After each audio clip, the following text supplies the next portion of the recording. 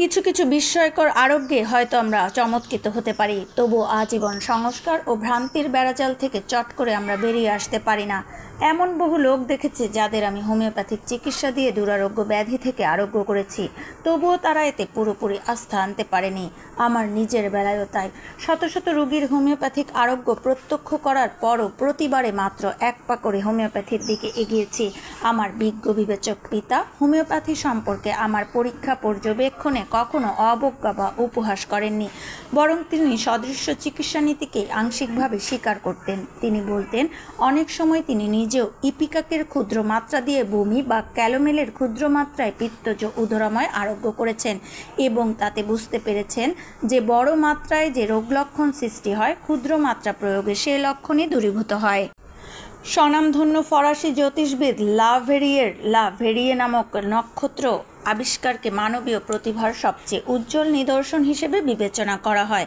কোনো মানবচক্ষু দূরবর্তী এই নক্ষত্রটিকে প্রত্যক্ষ করতে সমর্থ হয়নি, কিন্তু লা ভেরিয়ে তার গভীর বিশ্লেষণী ক্ষমতার সাহায্যে নক্ষত্রটিকে চর্মচক্ষে না দেখেও এর অস্তিত্ব সম্পর্কে নিশ্চিত ঘোষণা করেছিলেন।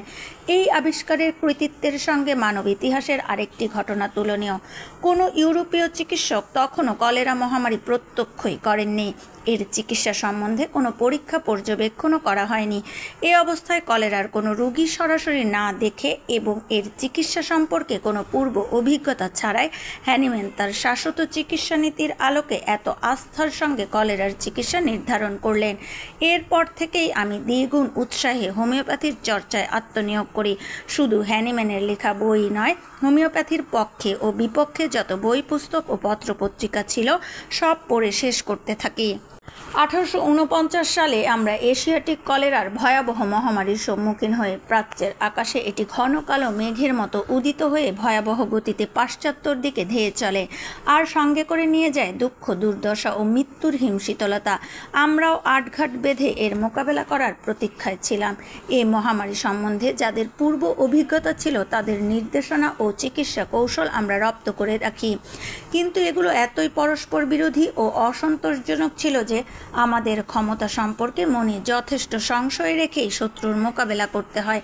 আমাদের অন্ধ অ্যালোপ্যাথিক সংস্কার অনুযায়ী রোগ ব্যাধিকে তার বিপরীতধর্মী ঔষধ দিয়ে প্রতিহত করতে হয়।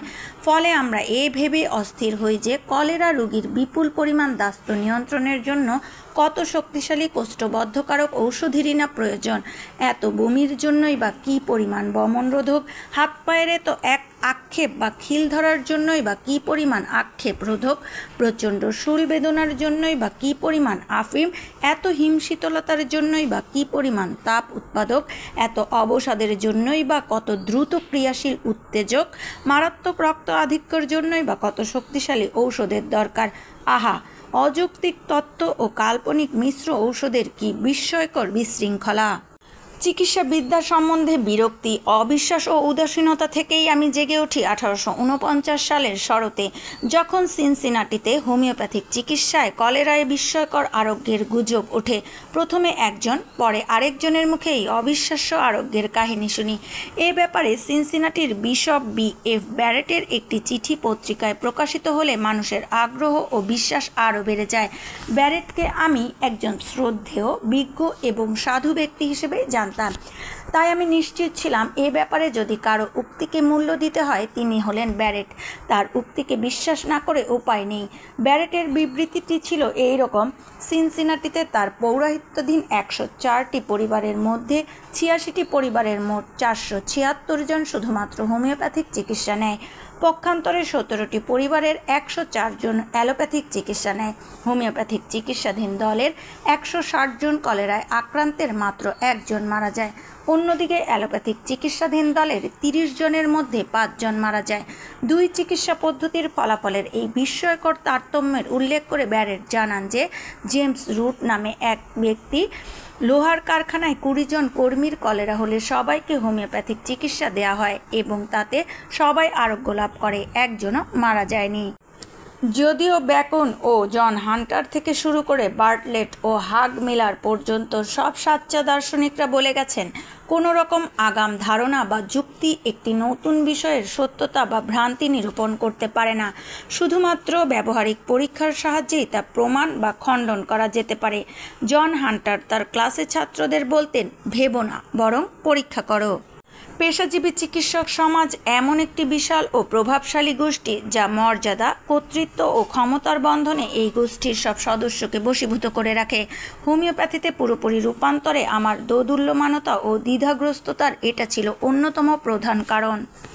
যেহেতু আমি ইতিমধ্যেই অ্যালোপ্যাথির যাবতীয় চিকিৎসা তত্ত্ব ও ব্যবহারিক প্রয়োগ পদ্ধতি বর্জন করে বাস্তব অভিজ্ঞতায় সমর্থিত, নিরাপদ, কার্যকর ও নতুন একটি চিকিৎসা পদ্ধতি গ্রহণ করেছিলাম, তাই নিজেকে আর অ্যালোপ্যাথিক চিকিৎসক হিসেবে অভিহিত করতে রাজি ছিলাম না।